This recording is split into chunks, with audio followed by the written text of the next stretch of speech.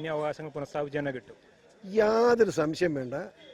India മഹാരാജ്യത്ത് BJP എന്നൊരു party രാജ്യം ഭരിക്കുന്നുണ്ടെങ്കിൽ മുനമ്പത്തെ ജനതയ്ക്ക് മാത്രമല്ല വഖഫ് എന്ന മാരണത്തിൽ നിന്നും ഇന്ത്യ മഹാരാജ്യത്തെ ജനങ്ങൾ മുഴുവൻ സംരക്ഷിക്കും. ഒരു സംശയം വേണ്ട. ഇന്നിവിടെ വന്ന കണ്ടില്ലേ, മുസ്ലിങ്ങളാണ് വന്നിരിക്കുന്നത്.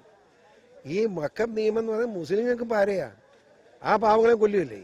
അതുകൊണ്ട് ഒരു സംശയം വേണ്ട, ഒരു വിട്ടുവീഴ്ച ഉണ്ടാവില്ല. കമ്മീഷൻ ഇവർക്ക് അനുകൂലമായ റിപ്പോർട്ടുകൾ, കമ്മീഷൻ എന്ത് വില, കമ്മീഷൻ പാവം നല്ലത് എഴുതും, ഒരു ഫലവും ഇല്ലല്ലോ. വഖഫ് ഭേദഗതി നിയമം പാസ്സാകാത്തിടത്തോളം കാലം ഈ ഏത് കമ്മീഷൻ വന്നിട്ട് എന്ത് ചെയ്യാനാ?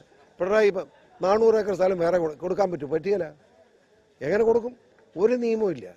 വഖഫ് ഭേദഗതി പാസ്സാകുക, അതിനുവേണ്ടിയുള്ള ശ്രമം നടത്തുക. അത് ശ്രമം ഇനി വേണ്ട. കേന്ദ്ര ഗവൺമെൻറ് ബോധ്യപ്പെട്ടിട്ടുണ്ട്, നിയമം പാസ്സാക്കും, ധൈര്യമായിട്ടിരുന്നു.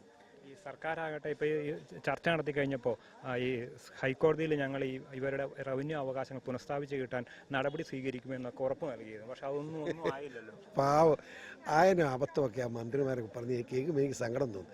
അവരെ കുറ്റം പറയണ്ട, ഇത് ജനവികാരമാണ്, ഇതിനെതിരായിട്ട് നിൽക്കാൻ പറ്റിയെന്ന് അവർക്കറിയാം. അപ്പോൾ ഓരോന്ന് മാറി മാറി മണ്ടന്മാരുടെ കൂട്ടം. ഈ മന്ത്രിമാരെ പറ്റി മണ്ടന്മാർ ലണ്ടനിൽ എന്ന് പറയാതിരിക്കാൻ നിവൃത്തിയില്ല. ഒരു നിയമവും ഇല്ല. ഇത് വഖഫ് ബോർഡിൻ്റെ നിയമം. വഖഫ് ബോർഡ് ഇപ്പോൾ എനിക്ക് നോട്ടീസ് തന്നാൽ ഞാൻ ഇറങ്ങിപ്പോണം, അതാണ് നിയമം. അതാണ് നിയമം. ഇതാരുണ്ടാക്കിയ നിയമം? ഈ നിയമം ആരുണ്ടാക്കി? ജവഹർലാൽ നെഹ്റു ആരാ? നെഹ്റുവിൻ്റെ വല്യപ്പൻ, വലിയ മുത്തച്ഛൻ ആരാ? മുസ്ലിമാണ്. നെഹ്റുവാണ് ഈ വഖഫ് ബോർഡാക്കി മാറ്റി പണം കൊടുത്തത്. എല്ലാ ഭൂമിയും വഖഫ് ബോർഡിന് വിട്ടുകൊടുത്തത് ഇന്ത്യ ഗവൺമെൻറ് ഭൂമിയാണ് വിട്ടുകൊടുത്തത് ജവഹർലാൽ നെഹ്റു. അങ്ങനെ വഖഫ് ബോർഡായത്. അത് കഴിഞ്ഞ് കോൺഗ്രസ് എല്ലാത്തിനെയും കണക്കാണ്. 95 നരസിംഹറാവു എന്ന് പറയുന്ന കാരണം ഒരു പ്രധാനമന്ത്രിയായി. അങ്ങേരെന്നാ ചെയ്തത്? അങ്ങേരല്ലേ വഖഫ് ഇറങ്ങി വഖഫിന് നോട്ടീസ് കിട്ടിയാൽ ഇറങ്ങി പോകണമെന്ന് നിയമം ഉണ്ടാക്കി വെച്ചു. അത് കഴിഞ്ഞ് 2013 ഈ മൻമോഹൻ സിംഗ് വന്നു. അങ്ങേര് മരിച്ചു, സങ്കടമുണ്ട്, പറയാൻ പറ്റില്ല. അങ്ങേരെന്നാ ചെയ്ത്? ഇറങ്ങിപ്പോയില്ലെങ്കിൽ 2 കൊല്ലം തടവ്. ഇതാരും ഉണ്ടാക്കി? കോൺഗ്രസ് സംബന്ധിച്ച നാണം കെട്ടവന്മാരാണ് ഈ രാജ്യത്തെ ജനതയെ. ഇത് മുസ്ലിമിന് വിൽക്കുക. മുസ്ലിമിനല്ല വിൽക്കുന്നത്. മുസ്ലിങ്ങളാരും ആ കൂട്ടത്തിലില്ല. മുസ്ലിങ്ങൾ ഉൾപ്പെടെ മുസ്ലിം തീവ്രവാദികളുടെ കയ്യിലേക്ക് കൊണ്ട് കൊടുക്കുകയാണ്. അതാണ് പ്രശ്നം. മുസ്ലിം തീവ്രവാദികൾ എന്ന് പറഞ്ഞാൽ പോപ്പുലർ ഫ്രണ്ട്, അതുപോലെ ജമാഅത്തെ ഇസ്ലാമി, ഇതൊക്കെ നിരോധിക്കപ്പെട്ട സംഘടനയല്ലേ. അതിന് പുറകെ നടക്കുന്ന ഇവിടുത്തെ രാഷ്ട്രീയക്കാരെ പറ്റി എനിക്ക് പുച്ഛം തോന്നുന്നു. അതേ എനിക്ക് പറയാനുള്ളൂ.